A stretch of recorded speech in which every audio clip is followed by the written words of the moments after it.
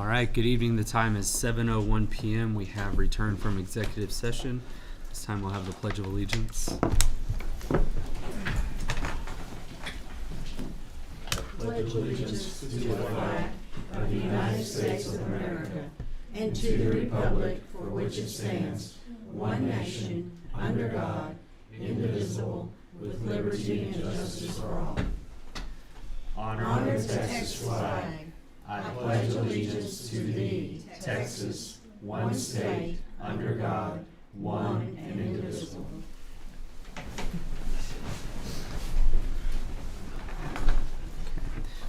We'll have a moment of silence.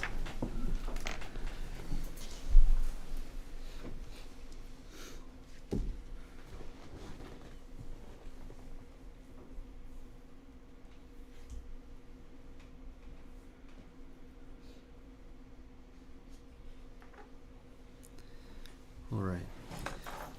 I will entertain a motion to approve action items discussed in closed session. So moved. All right. Mr. Williams, motion to approve. Do I have a second? Second. Dr. McDade, second. Any further discussion? All in favor say aye. Aye. Any opposed? All right, thank you. Okay. All right, this time we are going to start our public forum. I'll go ahead and give rules of the road up front. That seemed to work last time. Each speaker is going to have 3 minutes to speak tonight. Mr. Hawksworth, our secretary, will be keeping time.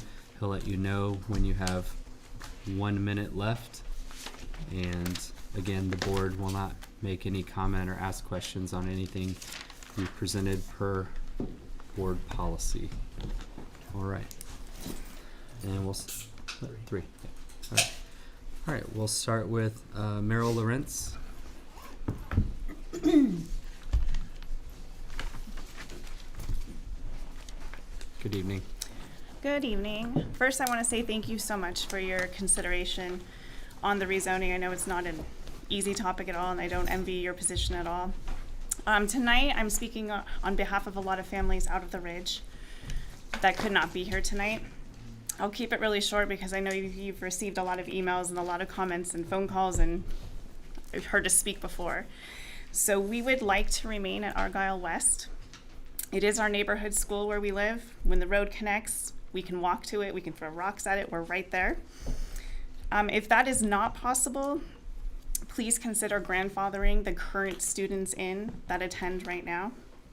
My son personally is in 3rd grade. I'd like to see him finish out at Argyle West. He loves it, it's his home, it's his school. And furthermore, if you're unable to consider the grandfathering in, driving to Canyon Falls without traffic is taking us about 18 to 20 minutes. And I'm just concerned about what that will do for the bus ride in the morning. The kids already get on the bus at 6:45 in the morning. It puts us way out of our neighborhood. And there's 2 other elementary schools that are much closer to our community. So we'd like to stay in our community and attend the school that's in our community. So thank you very much for your time. Thank you. Thank you.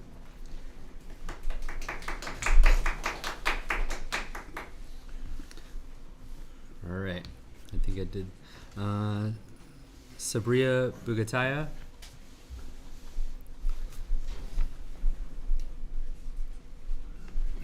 Welcome back. Thank you. So I'm a resident of the Ridge, and first of all, I would really like to thank you all for taking the time to revisit the options and putting new proposal following last meeting and really hearing us last time. Looking at the 2 new options, I'm for Plan 4, and I think it's the best because it pleases, I feel, everyone. People wanting to stay in Hilltop can remain there. The rich people can stay at West for the next 2 years. And all of it from the numbers without really overcrowding or adding portable to any schools. From the numbers, if you know, looking at the numbers, it shows that in the next 2 years, the numbers will be lower than they are currently in West. So I feel that it wouldn't sacrifice anyone's education. Not our kids in the Ridge, not the Harvest kids. And everyone in Argyle would actually, like, no one would be left behind. It also kind of the option to push the 5th grader from West in 2 years in Argyle Intermediate after being refurbished. It gives that stability to those kids because they will stay there for 2 years. And, it's just a 5-minute drive down the road from Harvest and the Ridge versus a 25-minute drive from the Ridge to Canyon Fall. As Meryl said, please don't send our kids to Canyon Fall. From personal experience, I think it will affect their ability to make friends, their ability to be social, and have those interaction. And because they will have to wake up early and have a long commute, it's going to impact their ability to learn. Grandfathering personally for me doesn't work. I have a 4-year-old, so he will need to go to school. And if you grandfather only the kids that are there, that means in 2 years I will have to run between West and probably Canyon Fall, which makes it difficult, given I have another kid that's going to go to middle school. And I know last time someone said you were almost there, the 20-yard lines. And I think with Plan 4, you actually are scoring, because it does keep everyone happy. That's it. Thank you. Thank you. Thank you. Brian Montini.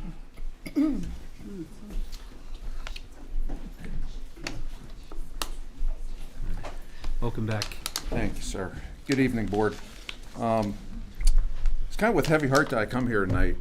This issue is, as you've seen, dividing the district to some degree.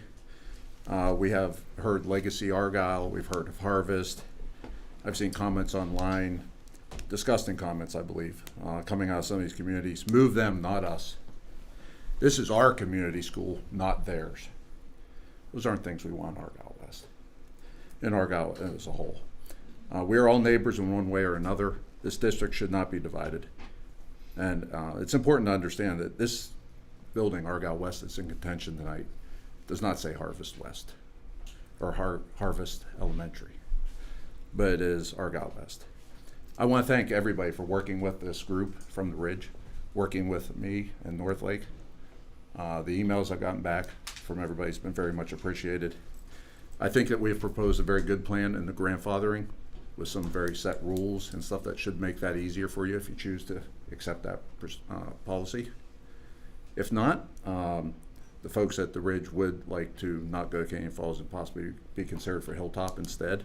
I think that's a very reasonable ask for that group. And you guys have already heard my issue with the 4 houses on Schober and Fott Road. I think you guys have heard that well, so I won't go into that. But I really want to thank you. I think I got emails back from 5 board members with the proposals I sent to y'all, and appreciate the partnership with the town and your consideration for folks at the Ridge tonight. Thank you all. Thank you. Thank you. Adrian Causey.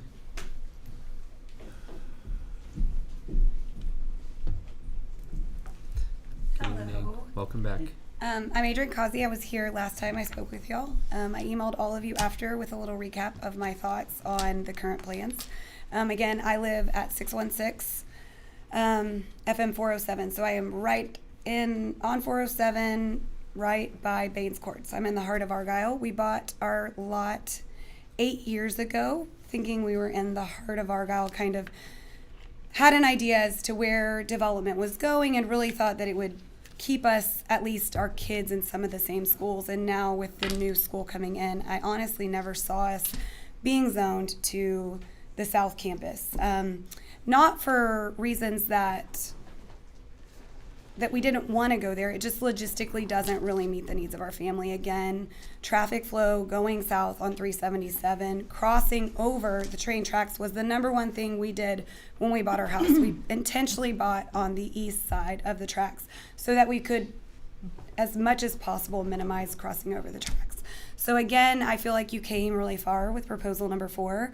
It included a large portion of the southeast section of Argyle and a bit of Bartonville, but it did still leave me out and some of my fellow neighbors. And again, we live in a part of town where we don't really have neighbors. I have one neighbor that I can see. I'm on a 3.5 acre lot. My kids don't have a neighborhood they run around in. And so for them, their school is a big part of their community, and changing it is a really big deal. And I feel like what's going to happen is you're going to move these students to the South Campus to when you open up a campus in the Ridge or wherever your next elementary school, just to move them again, because we know the South Campus is in a neighborhood that's growing and developing, and eventually will be full of students either solely from Canyon Falls or just Canyon Falls and a little north of that. And I would ask that y'all reconsider proposal number 4 with some adjustments to include those homes that you left out. The only real neighborhood in the portion of that that is included is the Cypress Waters development, which isn't finished yet, I agree, and does have quite a few students. But that really is the only dense population in the group that y'all chose, or the demographer did not include whenever he reassessed number 4. So I would just ask that you reconsider including the rest of us in that southeast portion, Bartonville portion, keeping us at Hilltop so that our students don't have to move once to move again. Thank you. Thank you.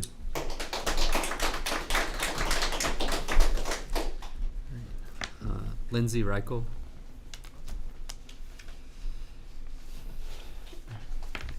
Hello all. Good Thank evening. you so much for giving us the opportunity to come up and speak. I wasn't aware of everything that was going on, and that is my fault. And when I found out about the rezoning, I found it prudent for myself to come and speak. I live in the Harvest community. We are new. We are from out of state. We are that population that a lot of people aren't super proud about having us here, but we moved here for a better chance at life.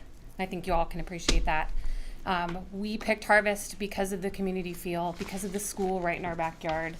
We have a child in pre-K and a child in 2nd grade right now. And for us, the thing that I think a lot of people are forgetting and a lot of people are focusing on is convenience. First and foremost, the number one thing we should all be considering is the education of the children.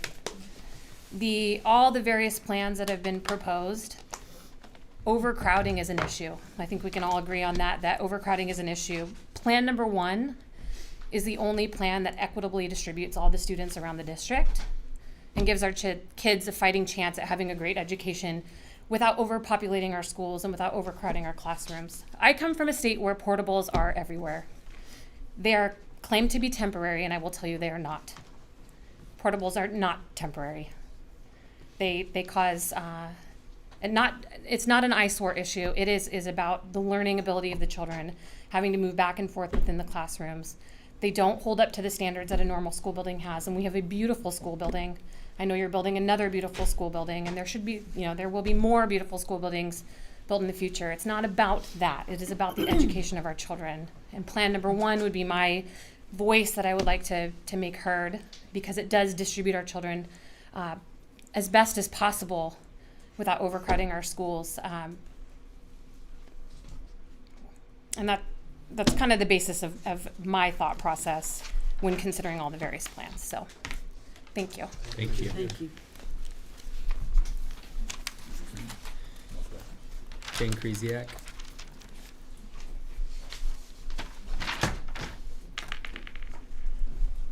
Hi, everybody. Good evening. I'm Jane Krzyzak. I live at 332 Springfield Bend, and I just want to say that I sent a note to some folks this afternoon. Thanks for those who replied back and had a chance to look at it. But my husband and I support probably Plan 4 or 5 with some tweaks a little bit, similar to what Ms. Causey said. We live sort of in that Bartonville area, and we would prefer to be at the Hilltop zoning. And really, here's why. And I really kind of agree with what everybody's saying. I think, and what I heard at the last school board meeting, continuity is a big thing, and certainly education for our kids, top priority. We have been in portables before here in Hilltop and also at high school, so we've been here a long time. And while it's not ideal, I think Argyle did it great. And it's not going to be a long-term plan for here, I know. But I do think that a lot of people who spoke last session and even tonight really want that continuity so their kids can dig into the community where their kids are going to be. We are going to have a tremendous amount of growth. There will be bond packages. There will be new schools. And again, sure, portables aren't ideal, but I think if you can place people where they're going to be within their communities with their teachers and with their neighbors as best they can be, that's best for kids to not go back and forth. I agree with the point about that whole Bartonville area, the part with Saddlebrook going to help with traffic and going north on 377 versus south is great in our view. We just think it needs to incorporate everyone else because you're kind of landlocked in there at Bartonville. You can't really, there's not many ways to get out of there, so to speak. And if we put 2 bus routes in there, there's already another one for Denton ISD. So now we're sending potentially 3 bus routes, Denton and 2 from Argyle over into Bartonville when people already carpool. And also some of those roads are windy if you haven't been, or maybe the demographer is not familiar, but there's horses on there some mornings and cyclists. It's hard to believe we throw 2 bus routes for Argyle ISD to that area. So I'm just saying, for continuity's sake, let's think about where in a year or 2 or 3 years we may be and try to keep the students kind of together in those areas. I think we could look at the north area. Thank you. I think we could look at the north area where there's a lot of growth as well as in the south and to the west. My understanding is up north there's some new developments going in, and so eventually those folks won't even be able to go to Hilltop, but they won't. I mean, they'll have to go perhaps to one of the newer elementary schools that will be built in the north to come down south on 35. So I would say anybody that can get on 35 and head south, let's try to keep people off of 377. It's not safe right now when I drive left on 377 to get to the high school, and we don't even have the traffic coming of the extra elementary school folks. The cars are whizzing by. I sent some people pictures last week of it. It's just like clockwork. I mean, it's just not ideal. It's not going to be perfect anyway, but let's keep as few cars as possible heading south on 377 and extra buses going that way and crossing the train tracks when we can. So again, I'd look at bigger picture of in 2-3 years where we're going to be. We're all going to have to just say, hey, we're going. It's not going to be perfect. There may be some portables for a while, et cetera. But I think if you look at continuity and where kids are going to be long term, that's best for families and kids and education. So thank you. Thank you.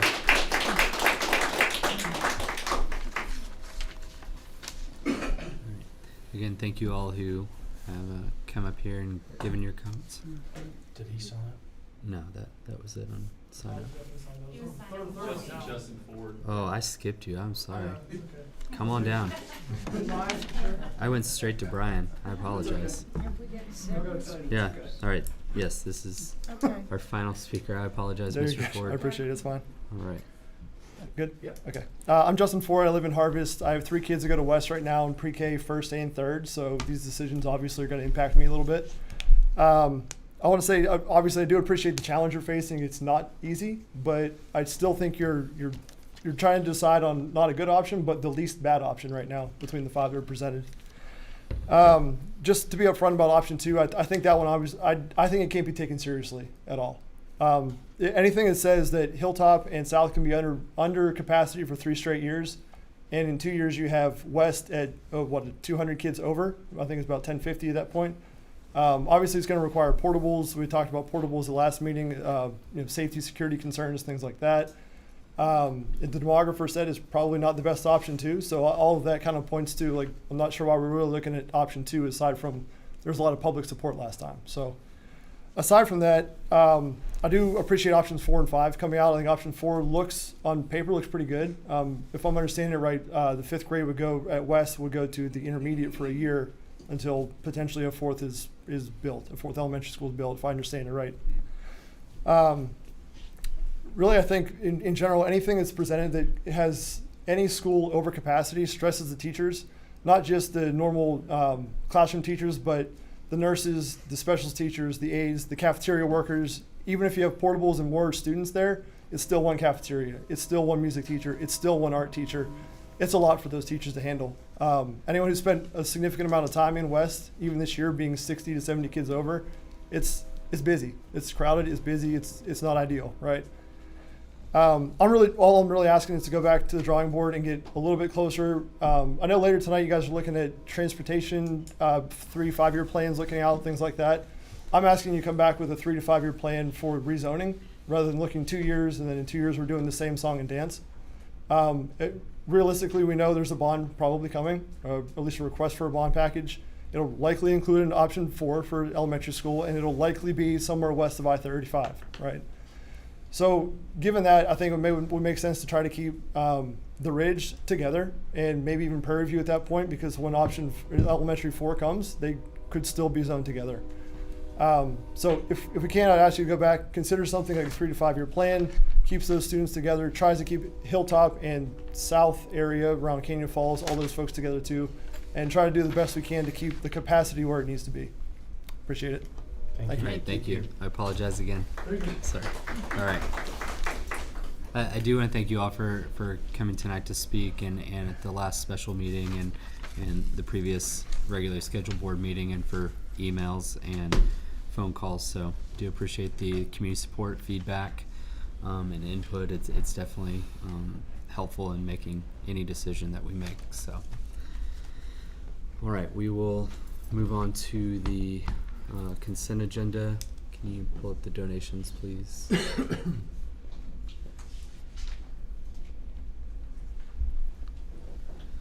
Alright, so our donations for December from AEBC, $3,950 for 100 dozen golf balls for boys and girls tournaments. Total donations for December, $3,950.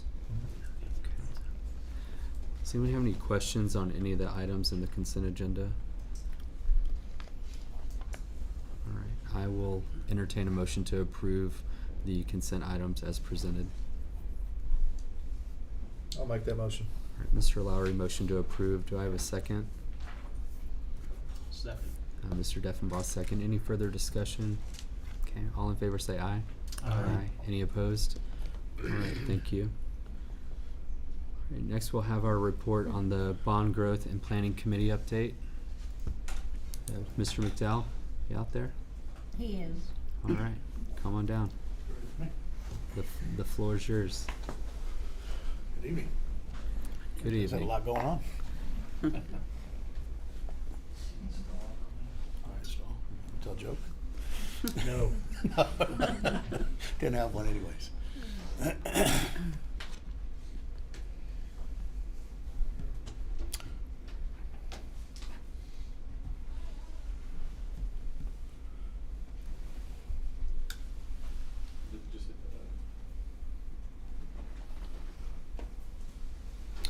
All right, so last week we had some initial results on the survey, so I guess we'll just kind of go off this thing here.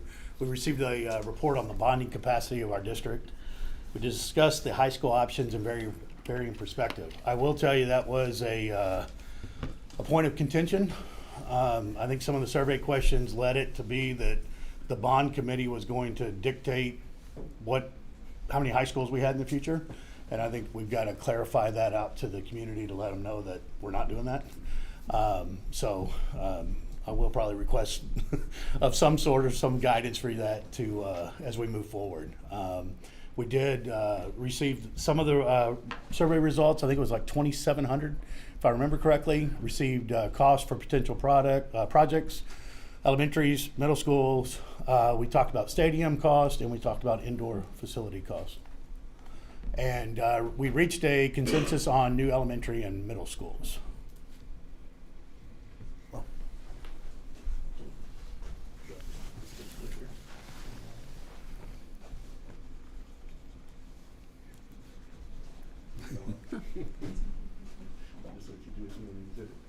All right. So another thing that we probably need to clarify a little bit tomorrow night is I think the bond committee kind of thought these were our max numbers and these were just scenarios, right? Scenario 1, 260, scenario 2 was 345. One's aggressive, one's conservative. So it kind of goes down through that process of that component. It does increase the tax rate from 48.5 to 50 cents.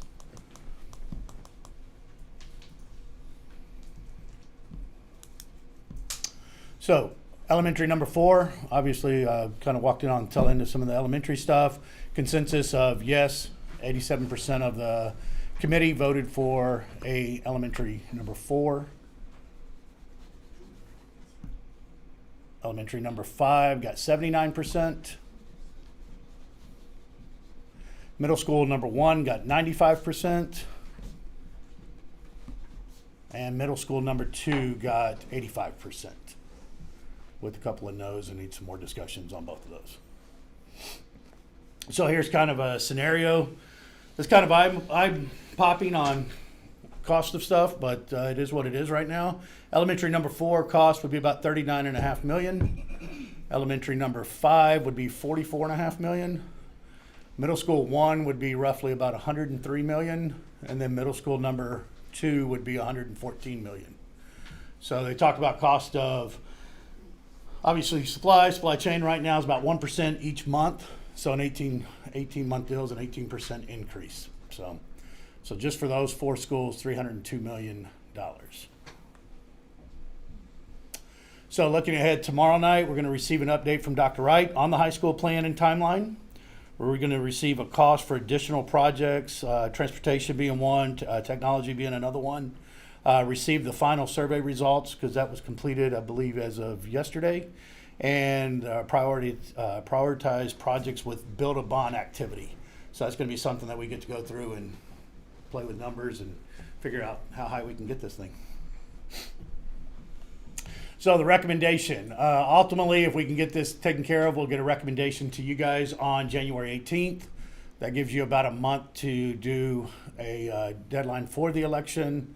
And I don't really know from the legalities what handles from there until May 7th. But May 7th is the voting day. Questions? Can you go back to the scenarios, please? Can I make one clarifying statement? Please do. Just, you go back to the, are you going all the way back to the 300 million versus? Tell them wherever you want to go. Yeah, keep going back. Keep going back, back. Are we going forward? Going forward. There we go. Other back. There you go. Now go forward.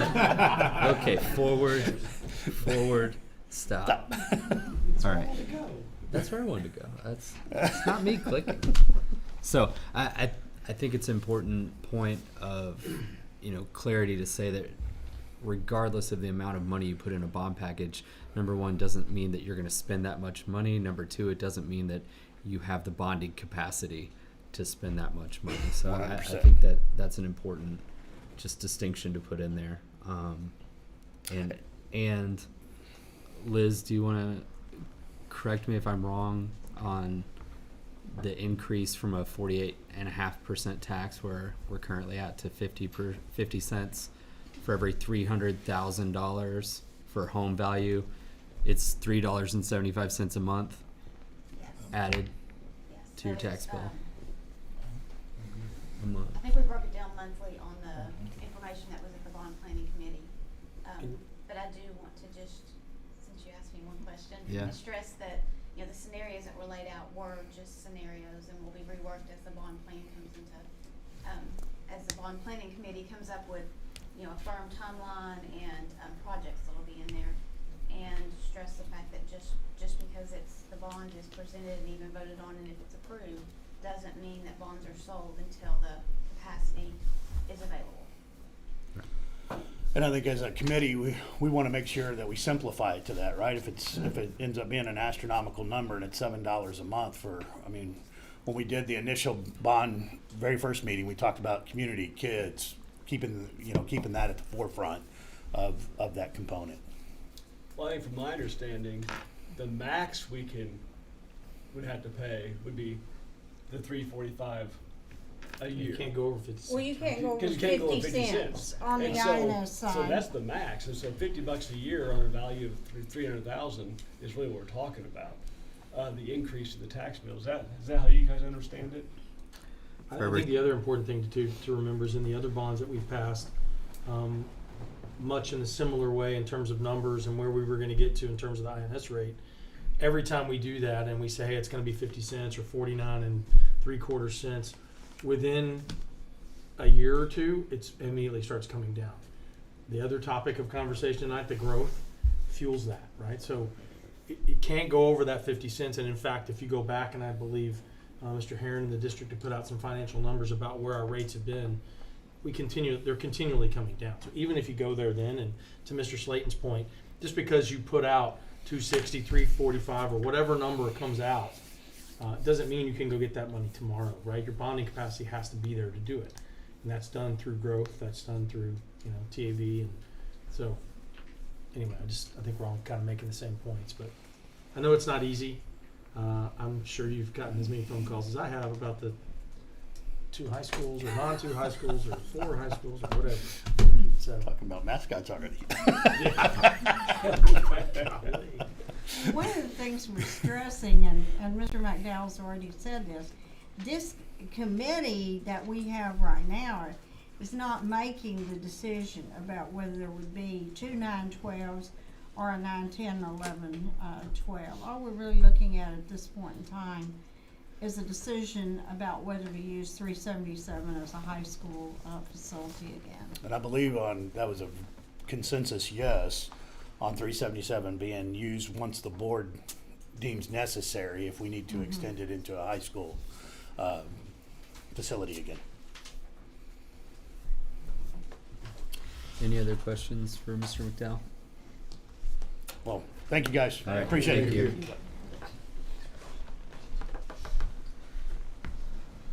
Jeff, have our construction report.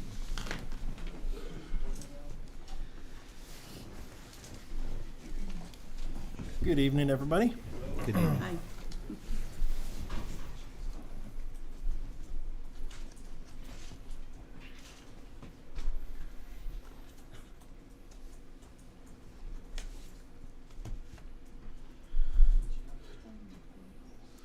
Keep going down. Keep going.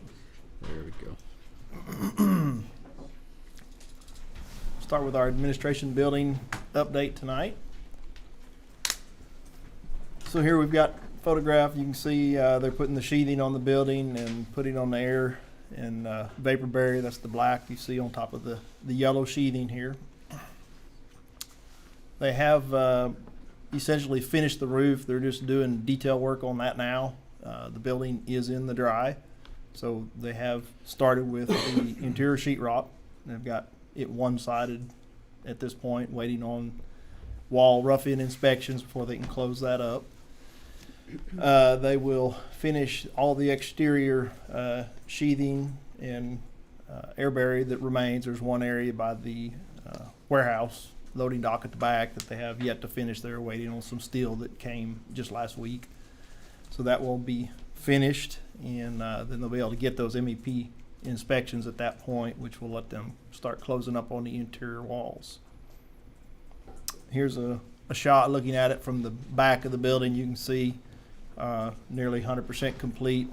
Windows should be starting to go in this week, so you'll see this entire envelope closed up, so we won't be getting any kind of rain when it comes in the windows or doors.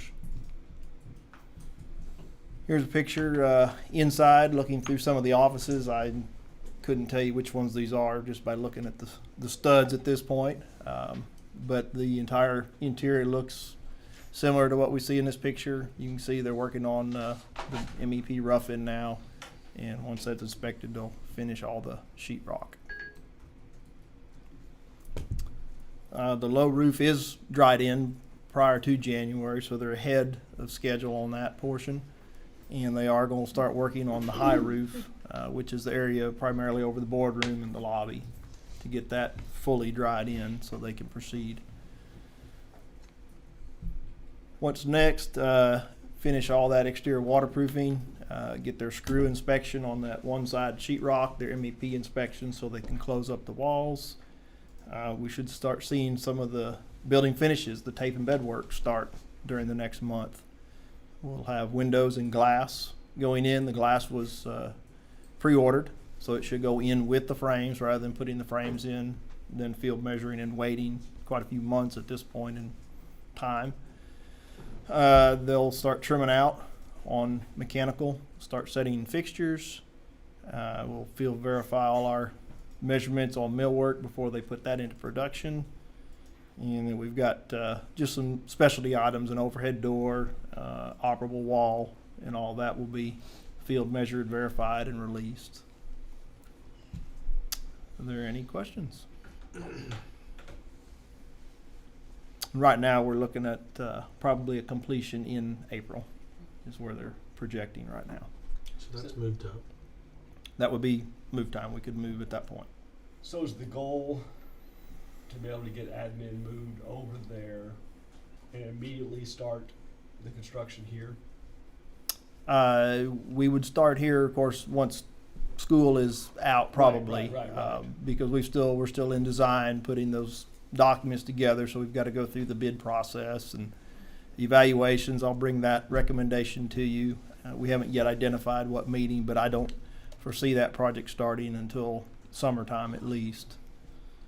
So do you guys wait to move till school's out, wait a month and move, or do you start before We'll that? pack everything up, but we probably won't move until school's out.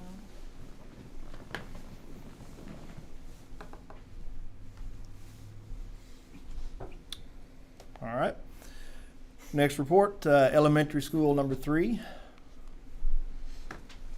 So here you can see some overhead shots with a lot of the fire lane paving installed. I believe they have one more pour Wednesday, which will finish all of the fire lanes, drives, and parking. It's about 2,000 yards of concrete they've poured in the last 2 weeks at this point. It's really hard to see in this photograph, but if you see here, this is the gym. So they actually did start going vertical on the gym last week. So they've got CMU walls going up. That's the storm shelter. So that takes a little bit longer to build with that type of construction.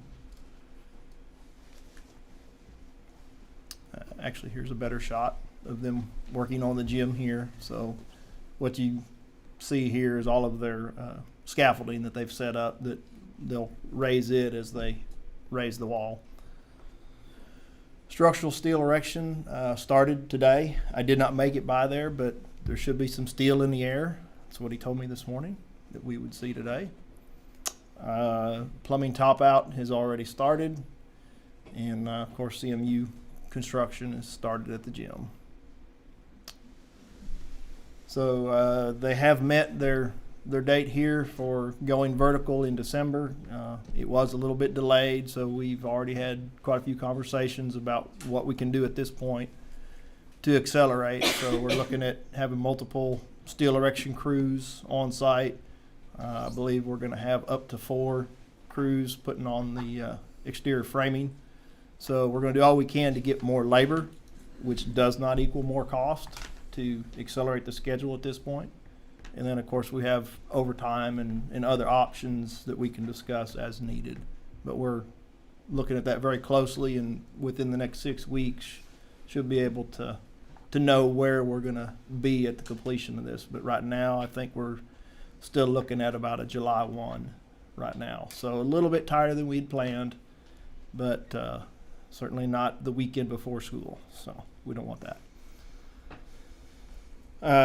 We do have a lot of materials, just so you know, delivered. So we've got roofing materials on site. We've got brick, we've got stone, we've got the exterior studs, the joist, the deck, all the structural steel. They have really filled that site up over the last 2 weeks, and so it's getting very congested, so that they should be able to go through this rapidly at this point. That's the goal. See how fast we can put this building together. Look ahead, structural steel, we'll see that ongoing probably for 4 to 6 weeks. We should start seeing metal studs going up, exterior framing within the next month. And of course, we're already seeing masonry go up. Are there any questions on elementary number 3?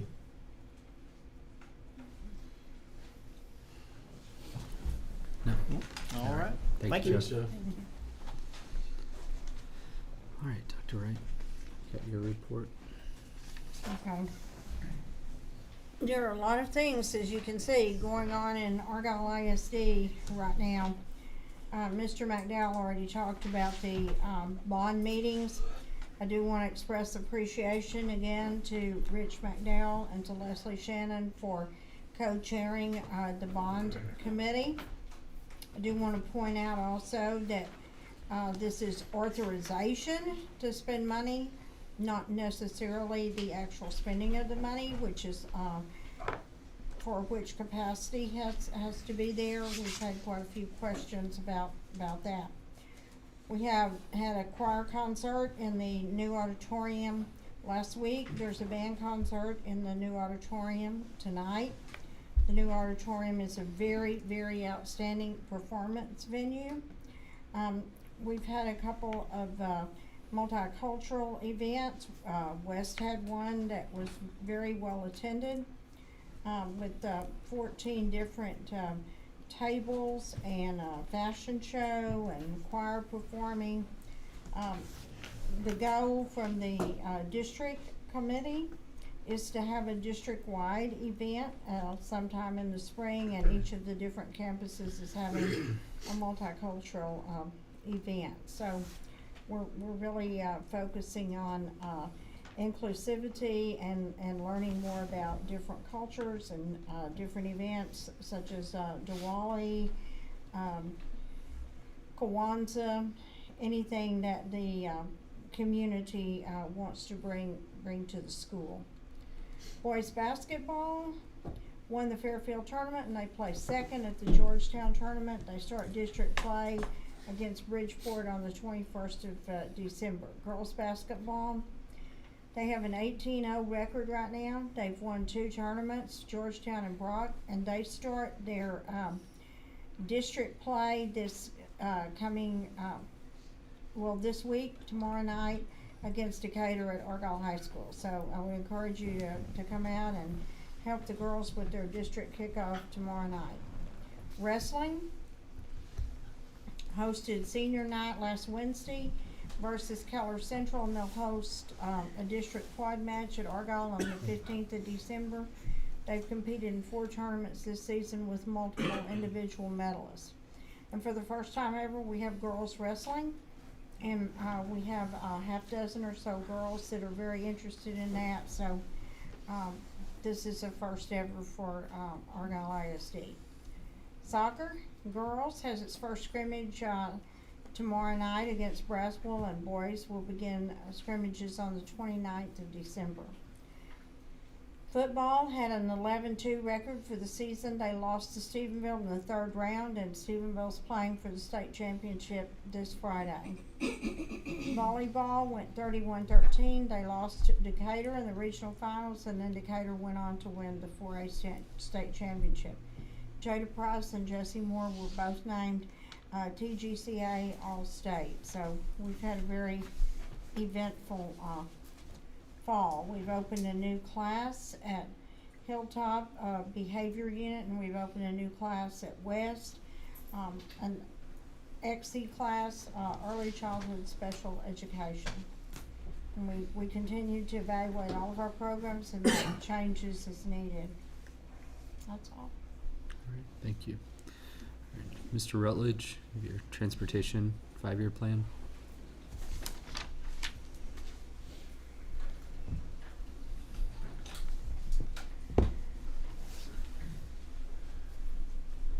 Good evening and Merry Christmas, folks. Another month in front of you. I almost know you all by first name. 3 to 5 year plan. A lot of things we do to prepare for upcoming school years is look at the projected demographics that's presented to you all, and we look at those numbers. All these blue dots represent students that are in our district that we plan to transport one way or another, either athletics or to and from school. The enrollment was when I took the snapshots for 4,467. Right now we were scheduled to run 29 regular ed routes. Next year we're looking to do 33 regular ed routes, 5 special ed routes the next 2 years. Then go up 37, 41, and 44, just going up with the numbers as the projected growth that's been given to us. You have a question? Okay. How does that work? Since, so for 2022, we'll have a compressed environment with the elementary school in Canyon Falls now, and so you won't be busing people from Canyon Falls up to Harvest. Does that alter the A little routes you're bit. expecting? A little bit, but we still have their siblings that need to go to the other campuses. So we'll have the students that live in Canyon Falls, their siblings are going to go to the middle school, so they have to get on the bus. And those are actually very full routes right now. Okay. So everybody thinks, oh, we got these new schools and new neighborhoods, great, we'd have fewer buses. Yeah. But they got their older siblings that need to be transported. Okay. So that's where it affects us. We all thought that when West was built, and it bit us in the backside just a little bit. This year, we have 21 regular routes as opposed to the 29. Our routes are full. Our middle school routes, we're not over capacity, but we have a lot of students riding 3 to a seat where we try to do 2 to a seat. We're just that overcrowded right now.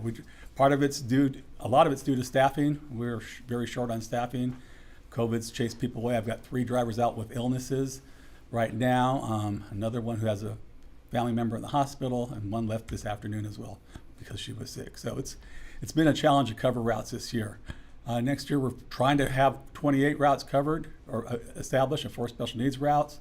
That will give us at least 2 per seat, 2 kids per seat, which is ideal for comfort as well as student management. You start going 3 to a seat and you have a problem in the back of the bus, you're doing the sideways shuffle trying to get back there to take care of a student issue. Our fleet. The reason I took this picture the other morning is to identify the 2 different types of signs. Both of those are school buses, but one we can tell is a school bus based on that illuminated sign. All the buses we began ordering this year, we are adding that illuminated sign to the buses just to help enhance our safety. This year we've ordered 2 77 passenger buses. We need to order another 2 next year, plus a special needs bus for next school year, just to keep up with our growth and same level of service. Moving on, after next school year, we'll need to start looking at about 4 buses per year at our rate of growth that's forecasted. So present fleet totals, we have 23 regular route buses, 3 sped buses, 9 trip buses, gives us a total of 35 total buses in our fleet. 44 total projected 77 route buses are needed in 5 years. Additional 21 need to be purchased just for routes. It's about 4.2 buses per year for the next 5 years. We'll need additional 6 special ed buses as well. A very small percentage, but a small percentage, about 10% of our population. Our students with special needs require special assistance, harnesses, wheelchairs, those type of things. So we have to keep those kids in our mind as well when we're planning for our growth. Purchase for routes, just a redundant, 2 77 seat belts, 23, 24, 114 passenger sped bus, 22, 23, 477, 477, 477 for the next 4 years. We have 14 buses that will be placed due to age and mileage and lack of seat belts and obsolete safety features. So I have 11 route buses from 17 to 22 years old in 5 years, and 3 trip buses will be 13 to 15 years old. So as those get older, they'll become less reliable. Plan purchase summarized. Purchase for growth, 21 buses, replace 13, add additional 3 trip buses. We purchased additional 37 buses to accommodate the forecasted growth as well as replacement of our aging fleet. So that 37 is over 5 years? Yes, sir.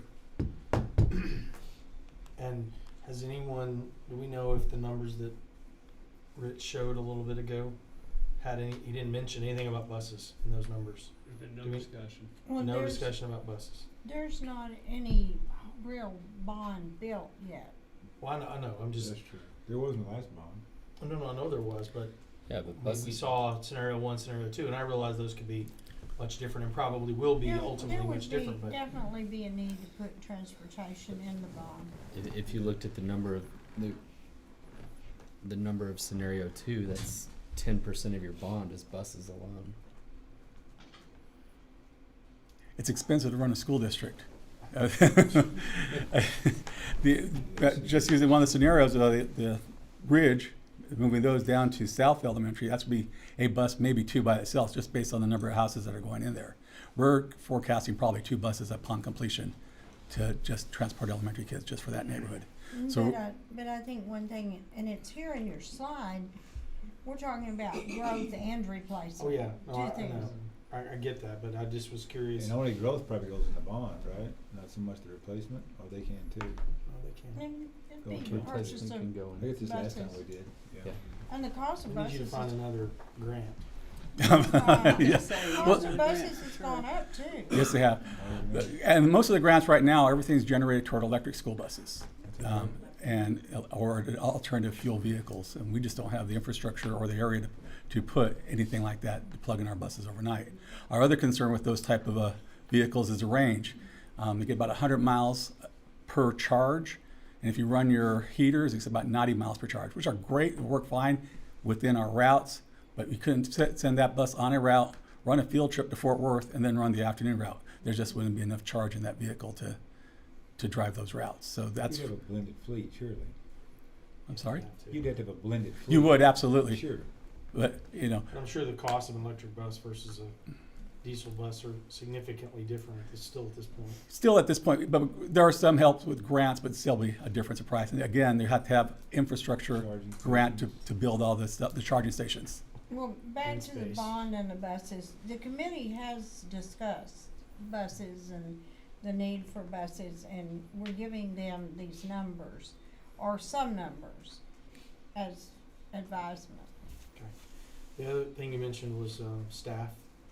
I know we've talked about in a lot of departments across the district in terms of compensation. Where are we stacking up competitively to the districts around us for competitive pay? I just sent Mr. Daniel a spreadsheet or article the other day. We are very competitive with other districts. Northwest ISD just moved up to meet us, and we're identical with, or just a little bit short with Denton ISD. So we're very competitive on wages. Okay, good. And we do offer the 5-hour guarantee, so that kind of helps. Trying to find employees to come and want to drive a school bus is a whole different scenario. As you see throughout the area, everybody's got now hiring signs. Nobody wants to come to work for some reason. So are you saying that if you lose a driver, you just have to increase the length of the existing driver's route? That's what we're doing right now. Yes, sir. We are combining routes. We had a driver, was last day this morning. We had another driver out on COVID who would come down her route. And because the ridership is, we built for the capacity, but not everybody's riding some of these routes. We're able to blend the routes together. But when more and more drivers are out sick, requires my mechanics, assistant director, and myself to drive. We've even had Mr. Daniels driving a couple times this year. Mr. King had to go out to Sanger as well to drive. So, we are running razor thin. Tomorrow, we're one driver short from me driving, and another driver calls in. Mr. Daniel will have to go up to Sanger to bring kids back. So that problem only gets worse when you have 30 more buses. Yes, sir, it sure does. And more routes. Now, I do wonder if there's anything we can do from a scheduling perspective or whatever else. One, with that bond, he mentions 2 elementary schools, 2 middle schools, so that would really reduce geography as far as routes. So it should quicken the routes. You could use those same buses for other routes. Maybe, I don't know. Yeah, you could adjust bill times to give it. Yeah, that's what I wonder. Do we adjust start times for certain elementary schools, certain middle schools? I don't know what would be helpful because we can probably get them to you, but you can't use them if you don't have the people. Correct. Right now we don't, and we're constantly trying to hire. We have 3 in the training process now. We're waiting to test right now. That's the other part of the equation we run into is trying to get a scheduled test date through the DPS. A couple of our people tried to get in, and the earliest test date is in March just to get permit. So we're utilizing Mansfield ISD, and we're setting up there to take the test through Mansfield, a third-party examiner. So we're using all our resources in other districts to help us get our people permitted so they at least get the process started. In February, when the new training mandates take effect, the process is going to take even longer because to get those test dates, they may not allow the third-party testing to go on after the first year. They may make us go to the DPS offices for that. So if there are a lot more roadblocks at us or hurdles, then we try to jump them as quickly as we can and keep moving forward. Our passenger vehicles, Suburbans, and the one sedan we have, these are all their miles on here. We'll go from 193,000 down to 1,000.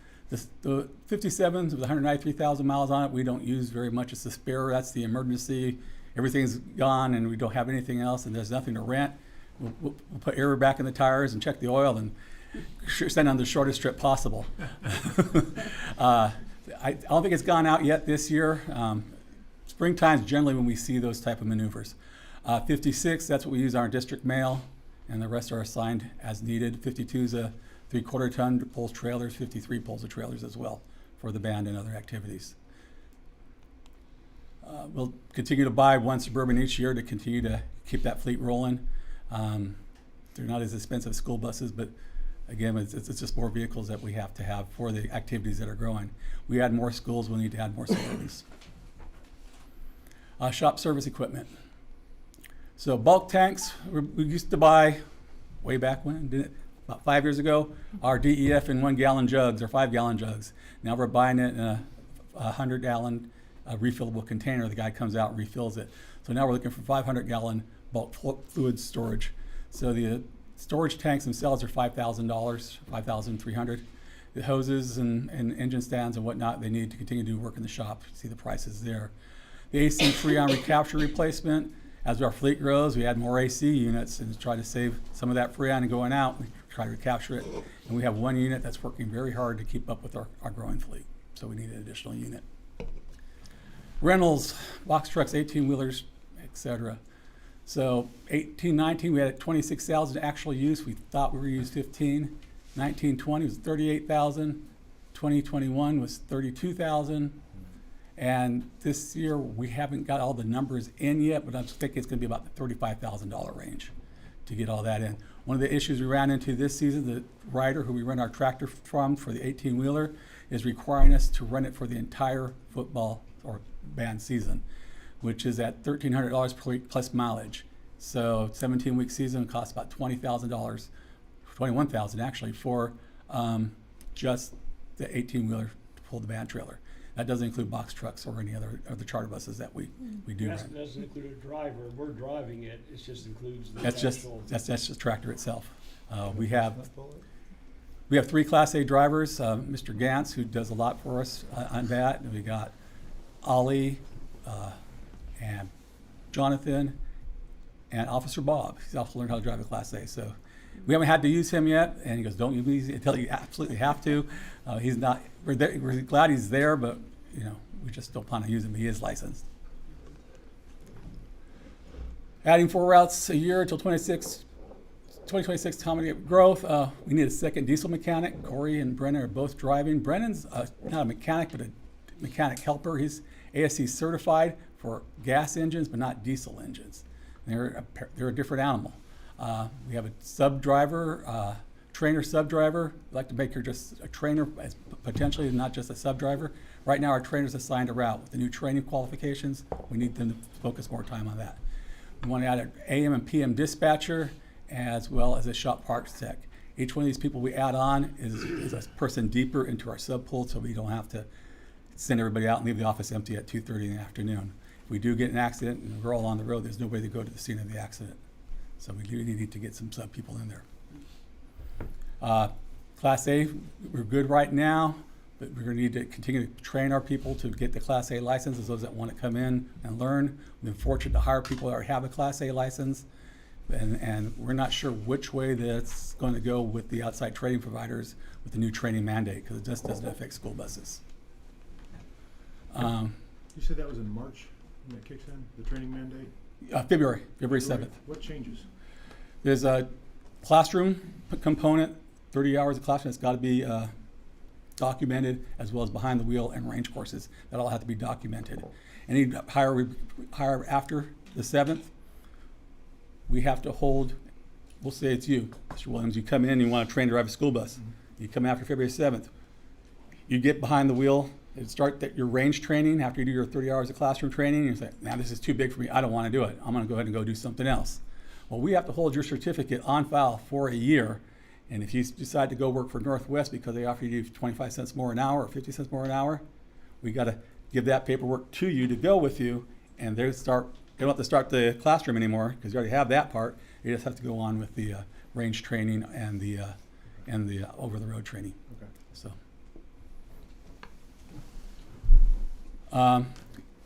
Staff development, sending to conferences, continuing education classes that include routing, advanced scheduling, field trip, extracurricular travel, and student management orientation. This is just all of us lumped together. This year, 6,000. If we had the extra staff, it would be 13,500 for us to take classes throughout the area, throughout the state, actually. Train the trainer. We have Joan, who's our trainer. We need to send another person out there so we have backup. Training 3 people. She's got 3 coaches she's working with right now between routes. So that's 6 people on her plate. It's a lot for one person to cover to train them all in the limited time frame we have. After morning routes, she goes and trains and then goes drive her afternoon route. Certifications and recertifications. So you get a new license, you're good for 3 years, a 20-hour class. After that, every 3 years, you take an 8-hour class. So this will cover our coaches as well as any new driver we have. As the fleet increases and the drivers increase, the cost for those people to take classes increases. Routing, field trip, and all our software that we use to manage everything. Our annual support right now is 11.5. Adding the additional people, it requires additional licensing to 14,740 and additional support of 1,800. And those 2 additional licenses be for its router, dispatcher, AM, and PM. We're in the process of implementing Zonar. We got our equipment today, came via UPS, so that's sitting in our office now. Probably after Christmas break, they'll be calling to come in and install it on our buses, and then we'll start our training and implementation probably right after spring break, and we hope to have it ready to rock and roll for the first day of the school year. We're going to test it in the summertime on our summer school routes for everything small, and then go full blown for the start of the school year. Parking, we're full. We've got a couple buses parked at the high school. We're going to start parking buses at other campuses and hope and pray they're not vandalized, but we need more space to park, and we need the space for 90 buses and staff. Our parking lot that we share with the maintenance department is pretty full, and that's that south parking lot behind the scoreboard. Any questions? When you say the next transportation center will need to include parking for up to 90 buses, wouldn't it make more sense to have an additional transportation center to where you split the buses up and not have all 90 at one spot? You know, you could have 45. You can, but each location will require additional office staff too, for a dispatcher at each location, as well as a supervisor at each location. Which probably makes sense anyway from a routing perspective. From a routing perspective, you'll have shorter distance to travel from that area, yes, sir. And this was us at the last day of school last year, where we all went swimming. So, behalf of my staff and myself, thank you very much. Thank you. Thank you. Thank you, Mr. Rutledge. Thank you. You guys have a great evening. All right, Mr. Ledford.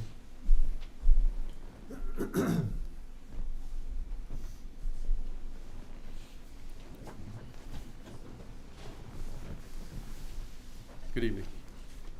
Good evening.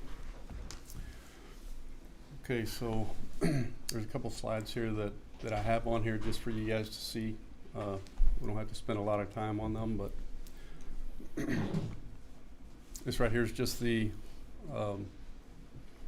upkeep on all the buildings that we have to take care of. We use general fund for the things that are in the lighter color, and then bond money is what we're projected to use on the darker color there. This right here is the current staffing. Again, that's just for you guys to see. This next slide talks about our staffing needs. So currently, right now, we have 20 in our department.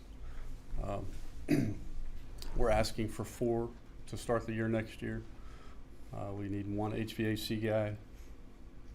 We try to encourage a way for as far as our HVAC staff, to have 1 guy every 200 units. And right now we have a little over 700, and we have 3 guys. So we're gonna need 1 more, and we'll still be a little bit under, but I don't feel like we need more than 1 for right now. The other one would be to the grounds department. Grounds is overwhelming this year compared to what it has been in the past. It's only going to get worse with those fields now that all of it has been turned over to us. We're going to have irrigation problems start happening. We've got an irrigator now, finally, so hopefully we can get by with just adding 1 next year. We'll see how that goes. We're going to try it. We have a supervisor meeting every Thursday morning at 7, and talking with my supervisors, The biggest staffing need that we have right now is an event setup crew. About 35% of our work orders goes to setting up events. So we have testing, we have banquets, we have all kinds of things that we have to set up and take down tables and chairs with. And a lot of that takes a lot of time. And we've got a maintenance side and we've got a ground side. So one of those sides has to suffer whenever that happens, because it usually takes at least a half a day to set up and take down, and sometimes a full day, because you have to go back and get it and take it back to the storage area that it's needed. So both the ground staff and the maintenance staff said they could give up a hire if we could hire an event setup crew. So what we want to do is have those guys housed out of this warehouse over here. They can receive shipments here.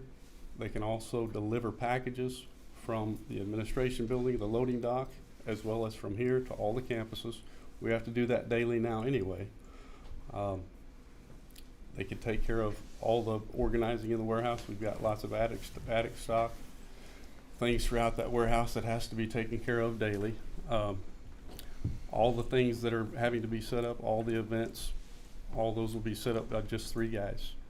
So we'll use 1 guy that's in the house to supervise it, and 2 guys that are new to take care of all the event setup.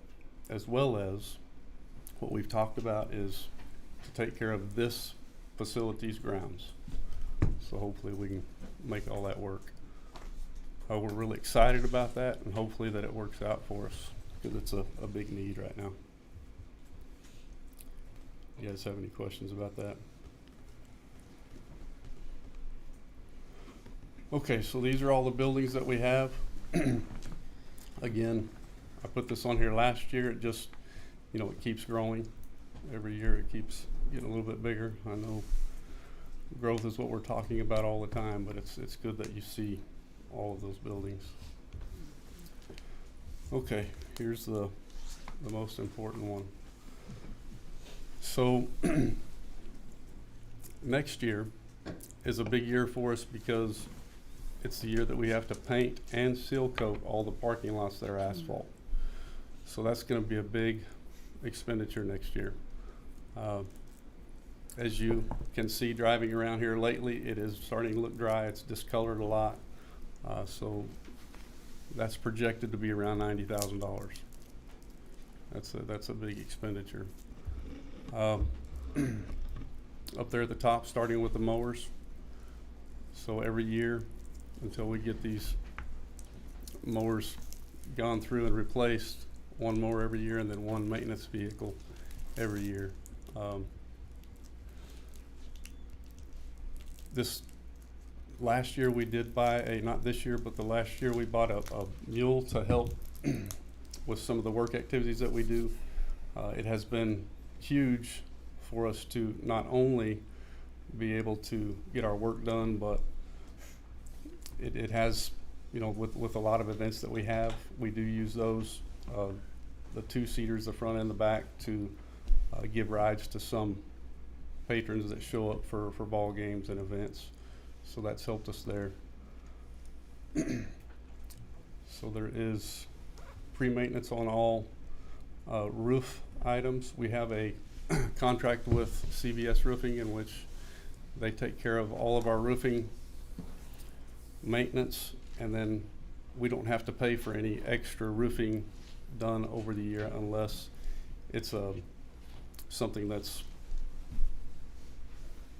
like a drain or a curb that actually is faulty, and we have to pay for that. But they usually take care of all of our roof leaks. All we gotta do is call them, they show up and fix them. So that's been a big help to us. If we wouldn't do that, it would be more than that $15,000 every year with all the buildings that we have.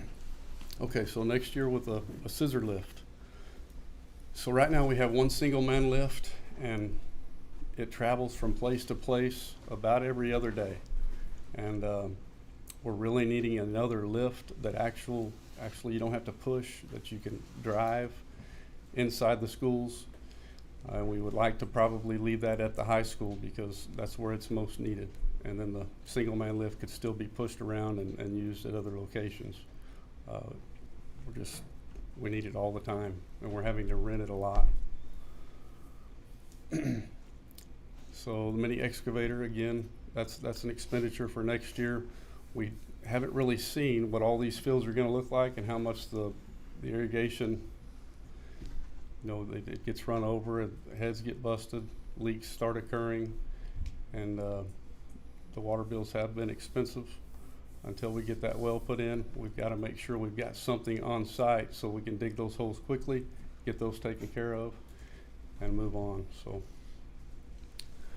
the playground mulch, still we're using playground mulch at Hilltop Elementary, and that's the only place that we're doing that, and we'll still need that expenditure for next year. Top dressing the high school fields and then overseeding it with rye. So this year,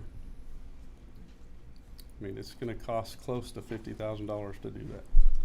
Is that just, I mean, are you paying to have it done, or is Yes. this just, well, That's paying to have it done. so we have to have experts do this, or we can't buy the seed? And So we did seed this year, and it didn't come in because Spectacle was put down before it, which is a fertilizer from the fertilizer company that we use. A little bit of lack of communication there between him and I. I didn't know that it wouldn't take if that was down, and he regretted it to inform me that it wouldn't. So the rye didn't take this year. The company that we have gotten 3 or 4 bids at this point. They range from $30,000 to about $105,000 to have the top dressing done. So you have top dressing and compost that have to go down on those fields. And in order to make them look the way that they're supposed to look, I mean, pretty much like a golf fairway. Of course, we're going to do our best to make that happen. It's probably not going to be that well, but we're going to do our best. It takes a lot of sand, a lot of compost. So let's just say, I'll throw out a number here. If we were to do the sand and compost, the material is about $1,500 a load. You probably need 7 or 8 loads per field. So there's 6 fields. And for us to spread that, I mean, so you're saying I don't know what the the math supply about. cost might be pretty close to this anyway? I mean, there's definitely some labor costs there, but the supply cost is very great. It's very expensive. The rice seed, again, that's something we can do, but if this company will do that as well and it's a minimal cost, then it's better for them to do it because they're going to be better at it anyway. But that is a high expenditure every year to do that, and we've got 6 fields. Hopefully, eventually, soon, we can turn one by one into a turf field so that it's not that drastic of a cost, but maybe not. What the cost of a turf field is. Yeah. So It's like, the infrared electricity inspection, we have not done that since I've been here. We keep talking about doing it. It's an infrared test where they go by each one of the electrical panels and measure the amount of heat that it's given off, and it kind of tells us where some of our problem sources are. So we're looking to do that next year. Basketball goal maintenance is done every 2 years. Key hardware at the middle school, we're doing that year by year. We're trying to get a lot of that knocked out with bond money from this year that we've spent at Hilltop. If that works with the money that we have left, it'll be great. But if it doesn't, we're going to continue trying to replace the keys systems at every campus. Is that that's not true keys? You're talking about scan card? No, I'm talking about keys. There's the actual physical keys, not the cards. Uh-huh. So at the high school, or now the middle school, there's like 4 or 5 different keys that you have to use to get into those doors. So we're trying to get that limited down to 1, and you have to replace some of the cores and some of the lock sets. So, and then trying to get Hilltop on the same thing, and then this building as well as intermediate on the same thing. That way, we as the maintenance staff would only have 1 key for the whole district. which would make it easy for us and for a lot of other people that need to get in those rooms. Of course, it's expensive to do that, but there's some older systems and some key systems that we have that need to be updated and gone through and changed. And then, let's see, we've talked about replacing the existing units that we didn't replace at Hilltop this year. We've replaced, I believe, 4 this year.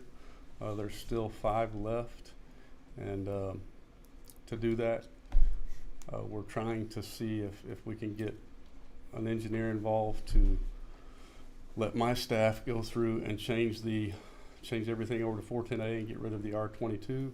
To do that, you've got to change the TXVs and the compressors, and then the condensers and the evaporator cools. And if we can do that, we'll save the district about probably $500,000 if we can do that in-house. But we've got to get the engineer to draw it up to make sure that we can get by with all the codes. Then the last thing we've got is, now that we've had the high school football field at the stadium for 5 years, we have to do a concussion test every year to keep it updated. So what they do with that is they come and they take all the rubber pellets and sand and they turn it over and bring it to the surface, and then they go back over it with a kind of like a drag. It takes all the dirt and it cleans it the best it can. Takes care of all the extra shavings of plastic grass, gets rid of, it's got a magnet that goes across it, gets rid of all the anything that's metal inside there. And then once that's done, the concussion test will definitely be a lot higher rated than it would be if you wouldn't have done that. So when it's there for a period of time, it does get hard and packed, and all that does is go loosen it back up again, basically like you're tilling up a ground, but it's just the rubber and the sand. You do that every 5 years? Every 1 year after the 5-year period. Yeah, so we got to do it every year now. Wow. And that's only football and indoor. You're not doing baseball and softball. So baseball and softball are different. You don't have to do that. Really, and I've heard it all. I mean, I haven't heard of. I mean, I know that you can, and it's probably a good idea for us to do that, but it's not the same type of head trauma that you experience in football. There's some diving, there's some sliding. Usually the areas that that dissipate quickly are second base, the batter's box, and the pitcher's mound. So, the outfield, a lot of times when we were younger, we'd see those dry patches of dirt, but since they move around a little bit, it's really not that bad. So should we be doing those? Should we at least do the second base, pitcher's mound, catcher, home plate, that kind of stuff? We replace those every 2 years. Okay. Those so you're patches. cutting them out and replacing Right. Yes. That's correct. Is there a time frame, regardless of what the standard is, on doing a concussion test on the baseball and baseball field? fields? I'm really not sure. I mean, I know that it's 5 years for football. I've just been told that people don't do it. It might be something to look into as far as precedent of anyone who is doing it regularly. It probably would be a good idea for us to do it every 8 years. Around softball and baseball fields. Do what? There's no regulations around softball and baseball fields. That's correct. But for us, it wouldn't hurt to do it at 8 years and then every other year maybe. What they do is they mark off all these areas with grids, and it's about every 4 to 6 feet. So it's, it takes they cover a lot of area. So maybe we do need to do it at 8 years. Is that the installer's requirement, or is that a governing body requirement? So it's the governing body requirement for the football field, Okay. but not for the baseball, softball. I don't think they do anything with Does it. the National Federation make you do that on all? Is that who requires that? That's just what I know to do, so I would assume that they're the ones that make us do that. I know the company that sold it to us says that that's required. So I would assume that it's mandated. Maybe you can present the costs to the board on what it would be for the baseball and softball fields. I will.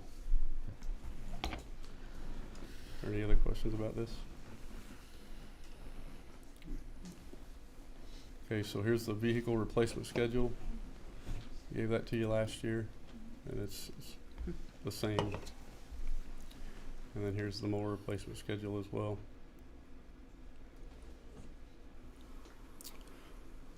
And that's it. You guys have any other questions? Lots of detail. Thank you. Thanks. Thank you, Thank Mr. you. Rumford. Appreciate it.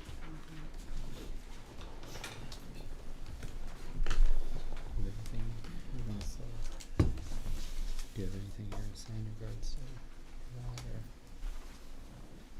or Yeah. someone presenting? Yeah, I mean, I'll talk about how much thought's gone into it. Okay.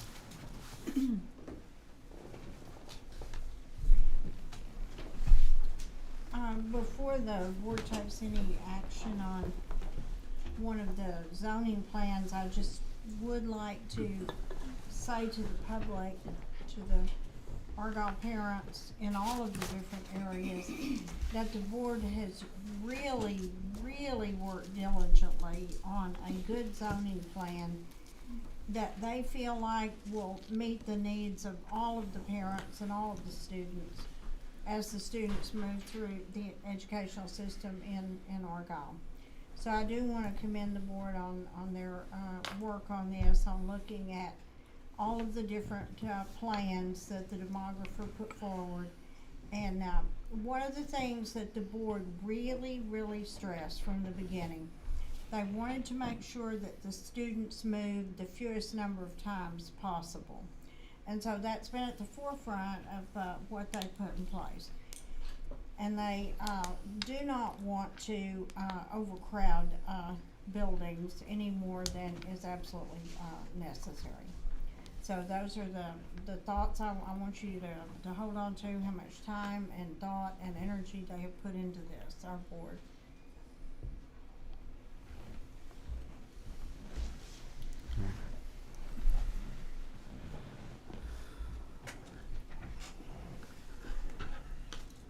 Gonna entertain a motion? Yeah. All right.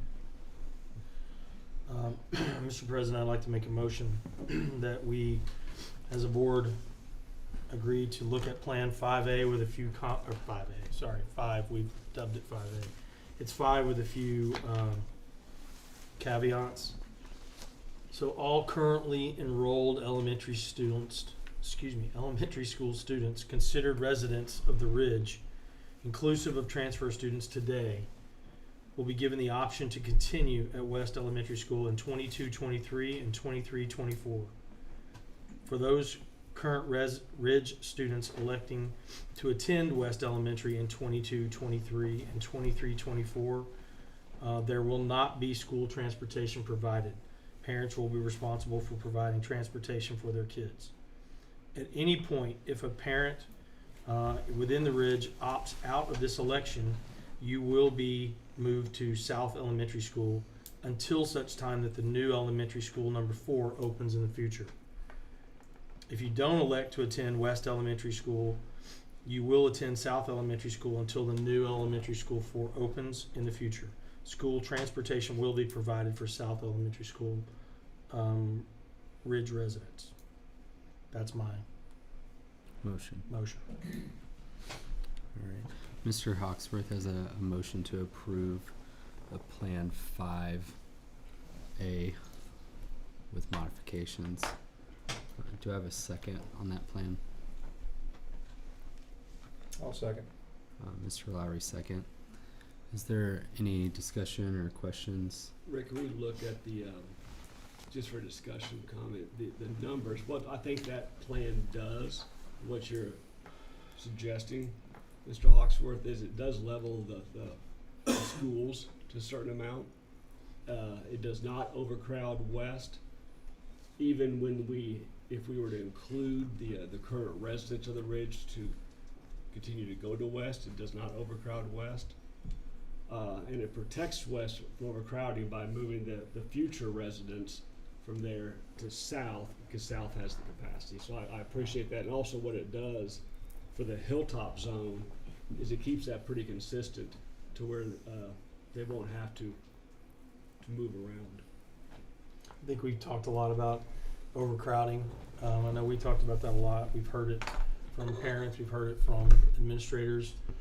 This really gives us an opportunity to minimize that while having as little impact as possible, we hope, on the residents in that particular area where a lot of the growth is coming west of 35. So I think this does that. Is it perfect and ideal? I don't know that there is a perfect and ideal plan. It is after a lot of thought and consideration where we are. And so I hope the rest will consider the same. Any other comments or discussion? All right. All in favor of Mr. Hawksworth's motion to approve Plan 5A with modifications, say aye. Aye. Any opposed? All right. Motion passes unanimously. Thank you, Mr. Hawksworth. Yep. Okay. We have our financial audit to go over.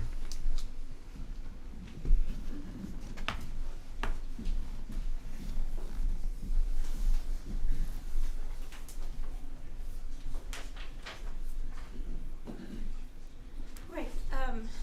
So these are hard copies of the financial audit. You have the actual electronic copy that you had in your board book. And Mr. Rob Say is going to come up and do the actual presentation. He is a member of our independent audit team. And I believe you've been here for the report the last several years. So you should all remember him from the past. And again, these are just the hard copies. A little bit prettier than your online version of what you have.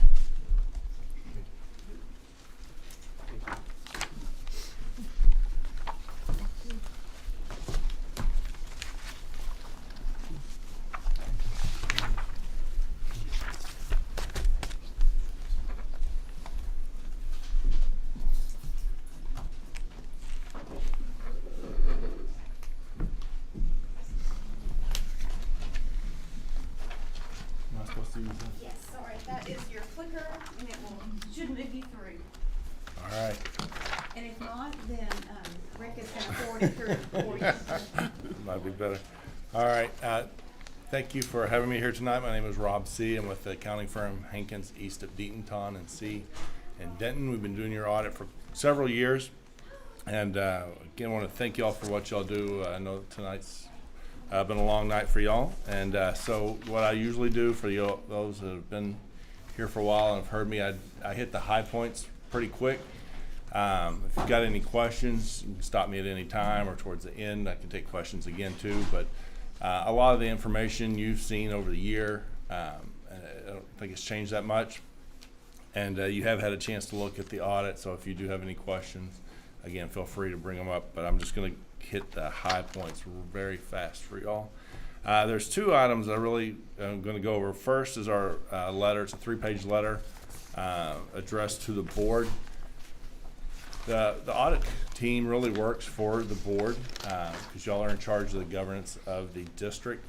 But we don't interact much with y'all because everything we need is here at the administration building. So the finance team, HR, those folks are getting us all of our information. So y'all may not have an idea of how the audit's going.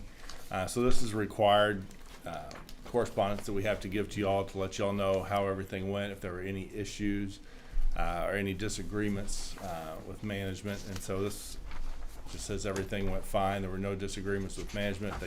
They got us everything we needed, as they always have. They do a great job of keeping their records, and anything we ask for, they're able to provide very, very quickly. So that's what that letter's for. For the audit report, keep up with this or not, but on page 3, it's page 4 on your PDF. But page 3, this is our audit report. It's a standard report. The verbiage in there is pretty much standard. Unless there's issues, then there'll be a couple extra paragraphs in there, and we'll state if we had any problems and what those problems were. But this audit report's the standard unmodified report saying that everything looked great with your financials. Page 5 starts the management's discussion and analysis. This is just kind of a verbal or not a verbal, but a little different take, showing you the information rather than just having numbers. Tells you some of the highlights of the year. It also has some comparative information in there, a couple pages into it, prior year versus current year, revenues and expenses and things like that. And so it's just a good way to get kind of a real summary of what went on for the year. Page 13 starts the financial statements. It's your net position. Again, this is the government-wide financial statements, not the fund financial statements y'all are used to seeing. Each month we'll still have the fund financial statements, but several years ago they made us combine all the funds and also show liabilities and assets that are not in your fund financials. So your net position at the bottom, I don't know that it shows it right here, but it was negative 7.5 million. Several years ago, government financial standards made our school districts include unfunded pension and health care benefits that the state's required to cover. But still, what they do is they take the whole TRS and the other the healthcare stuff. They come up with a total for the state, and then they allocate. They have to allocate a percentage of the liability to each district, and so you can see that. And there's deferred outflows of resources related to TRS pension, related to TRS OPEB. And there's other liabilities down below, net pension liability and a net OPEB liability and deferred inflows of resources as well. You take all those out, your net position would be positive 8.5 million. So those are we have no control over. Those are things you have no control over. You say they're funded by the state. Most of those are funded by the state, right? Right, they're funded by the state. They're really the state's requirements, but because the rules changed a few years ago, y'all have to show your quote proportionate share of that liability. So the state's liability is much bigger than what y'all have got, but that would be your percentage portion. So you remove those and we're a positive 8 million. Right. Okay. And that's why that wasn't a red flag to you, because it was kind of, there's not much you can do it's a about false that. negative, if you Right. will. Well, Right. and what is the reality of it actually being, where the rubber hits the road? In other words, The state's still required for it. I don't know if the reason, I don't know the exact reasoning behind this, other than if the state's gonna pay for it, would they make you all kick in a little bit more, for TRS, a little bit more, would they bump up your share of that?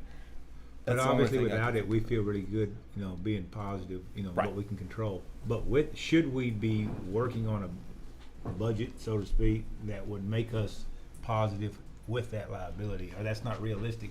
It would be great, but it's hard to do because, again, sometimes the liabilities go up one year quite a bit depending on, the securities and stuff that are in TRS. They've got a big pension fund. If the pension fund goes up, your liabilities drop a little bit. If the pension fund goes down, your liabilities go up. So it'd be really tough to really try to target in on that, because we do see some big swings from year to year.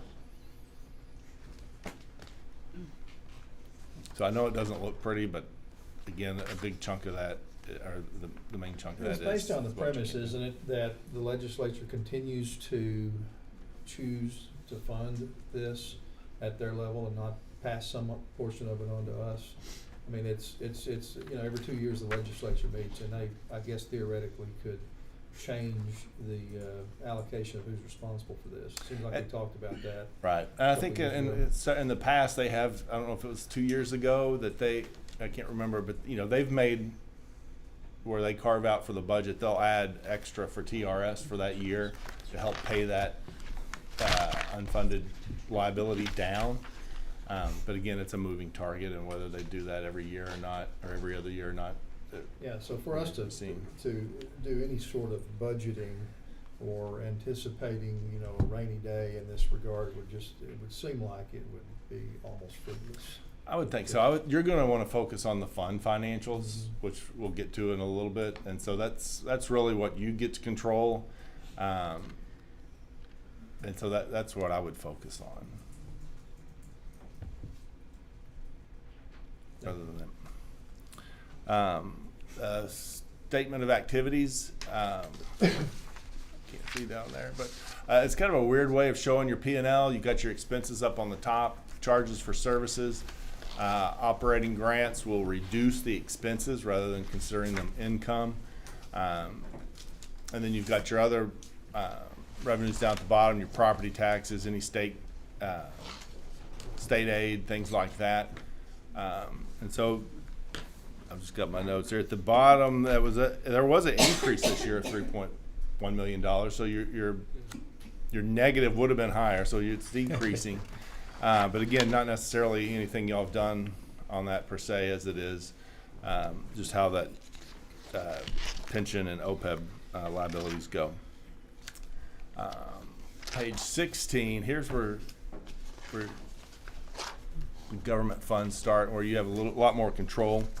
I can't see the bottom number on that, but You can see the bottom of that page too. shrink her up. All right. So you can see your net, your fund balances, general funds, 11.5 million.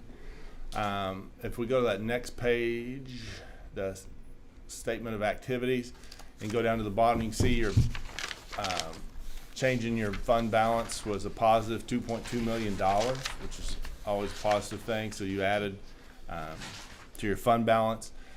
The one thing I'll point out that looks a little bit different, there's about 1, 2, 3, 4th from the bottom, I think, net or extraordinary item resource, $2.2 million. We have to reflect insurance proceeds as an extraordinary item because they hopefully don't happen frequently. So that's a resource. So that's what that is. That's insurance proceeds from the storm damage. But those expenses are up in maintenance. So it's not like you got money from having there $2.2 million. You spent that. It just shows up in a different area up on your maintenance and operations function 51. So you did increase your fund balance by a little over $2.2 million. So the rest of the funds, the biggest other contributor to the fund balance is that capital projects with that right at $49 million. Let's see. Got that, went over that. All right, on page 24, we've got our budget to actual. So you all know you have to do your budget and you amend it throughout the year as needed, and we do the budget to actual, and you are within your spending on the budget. So there's no categories overspent. Page 27 starts the notes to the financial statements. It's got a lot of information on the different accounting procedures y'all use. It's got a lot of information about your cash. It's got information about your fixed assets and your debt. It's got your total debt, and then your next 5 years and individually, and then combined 5 years after that. And then towards the back, it's got a ton of information again on this net pension and OPEB liability information. So I won't go anything into detail on that. But then there's your debt schedule. Just a lot of information within the notes to tell the reader a little bit, give them a little bit more insight into the financial statements. Page 66 starts the combining statements. So on the government, the fund balances, there was one column that said special revenue funds. It was a one number for several different funds. So these exhibits just break out all those different special revenue funds you have, Title I, IDEA B, all those different ones here, and then we just show the summary on the financial statements. Page 74, your property taxes, it shows the last 10 years, shows your rates, shows the appraised value. You can see that's been going up quite a bit, especially since 2013. The next page is your beginning outstanding, your levy, collections and stuff like that. Your total past due was down about $30,000. You can see last year Total outstanding taxes receivable are $885,000. At the end of this year, they're $851,000. And your collection, just for the current year levy, was right at about 99.1%. So a good job on the collections. Here's some more budget to actual for the child nutrition and debt service. And then our second report, final part of the audit, because you are a governmental entity, we're required to also perform an audit in accordance to government auditing standards. They require us to look at your internal controls and to report on any deficiencies, if there are any, over your financial reporting. And so this is, again, another standard report that says that we found no deficiencies or problems with your internal controls over financial reporting. So it's a good report. It's a pretty clean report. Prior finding none. Corrective action plan, none. Right. We like the nuns. Yes. So on the combining statement, Mm-hmm. on 70 and 71, it talks about ESER 2 and ESER 3, but it doesn't say supplemental. Is that because is that next year? Starts next year? Supplemental actually starting this year, and so there was not any supplemental in last year's, Oh, this is last year. yes, this is last year. So on your audit, was there any red flags at all? That No, we didn't see any good increase in the fund balance for general fund, especially with you never know from year to year or every other year how the funding's going to go, state funding, and with y'all's growth, it's good to have a cushion for that because some people say they like to see a certain amount of months spending in that fund balance. Well, as your budget continues to grow because of your growth, then that fund balance has to grow to just keep the same amount of months in spending. So it's good to see that. Again, we've got that last report on internal controls. At some point, you're going to get a second report once you get over $750,000 in federal funds. We have to perform an audit over compliance of those funds. So that'll be coming down the road, probably not too far down the road at the rate y'all are growing. Well, Liz, this is your report card. I think you got a high GPA. Nice. Nice job. Awesome. Does anyone have any other questions? Thank you for your time. Thank you. Thank you. Thank you. All right, I will entertain a motion to approve action item 9B as presented. I'll make that motion. Dr. Bitter, motion to approve. Do I have a second? Second. Dr. McDade, second. Any further discussion? All in favor say aye. Aye. Any opposed? All right, thank you.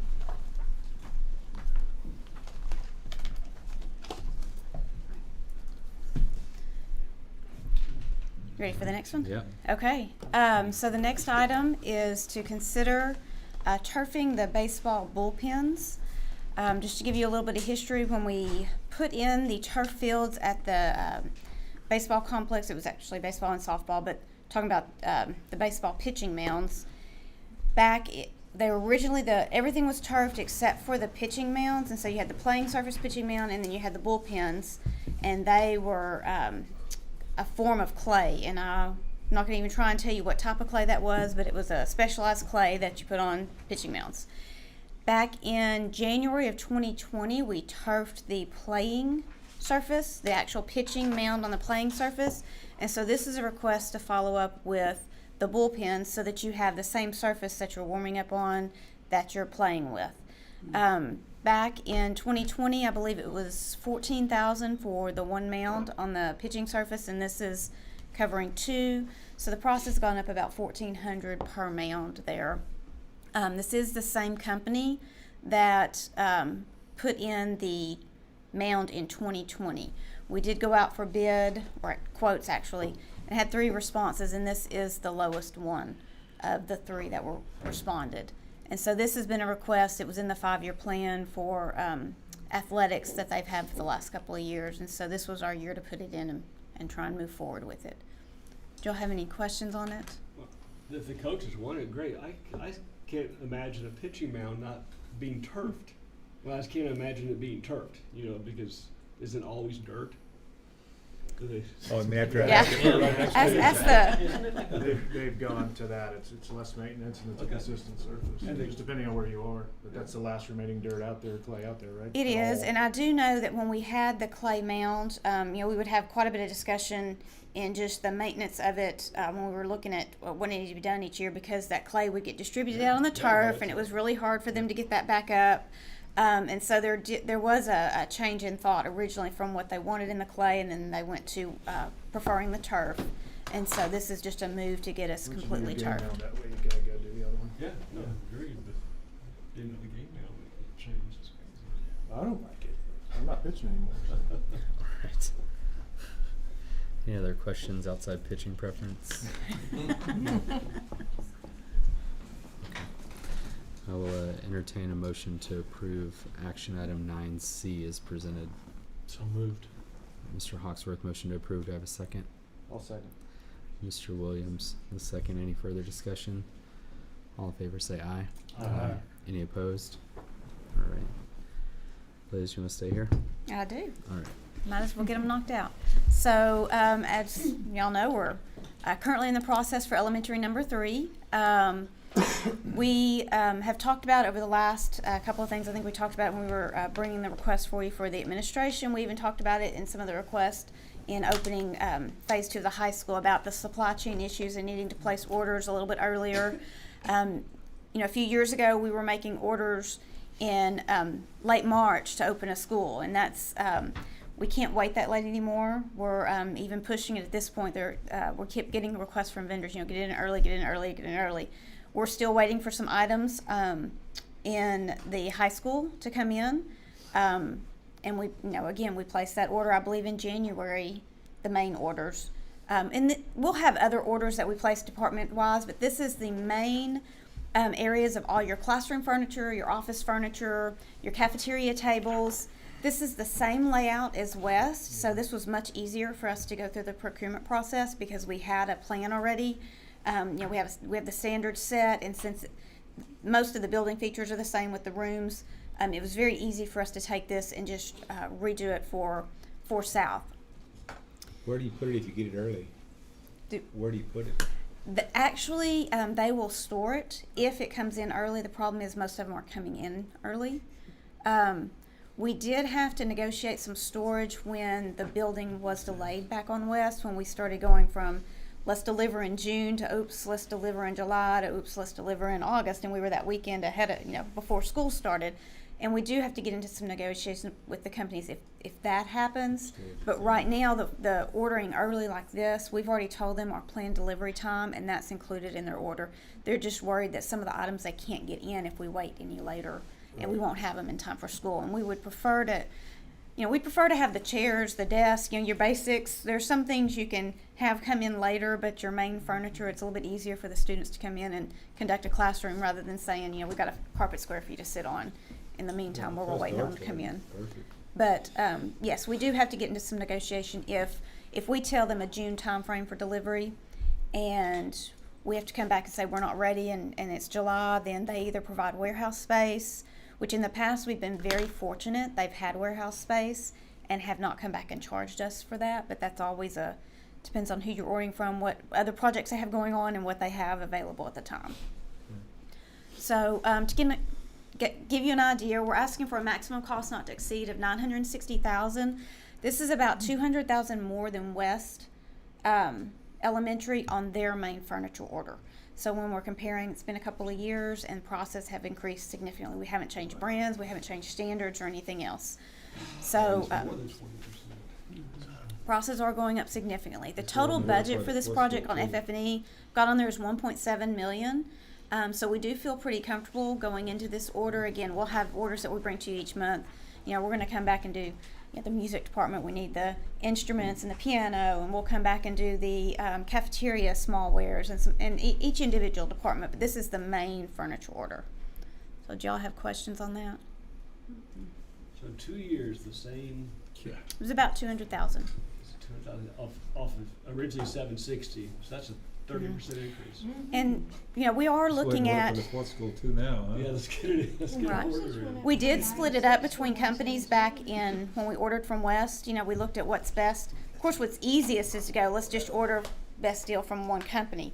But, you know, it's not necessarily the best benefit of the district. So we did split that up between some companies back when we did West. We're trying to do that here as well. If we have an area that we know we can get a vendor in and they're not, you know, in the same room with another vendor and not having to overlap, and they've got a much cheaper price on that one individual item, then we're going to order from some different vendors and try and save the district some money. But for the majority of it, when you're looking at just a classroom or an office, we want that all to one vendor. It's much, much easier.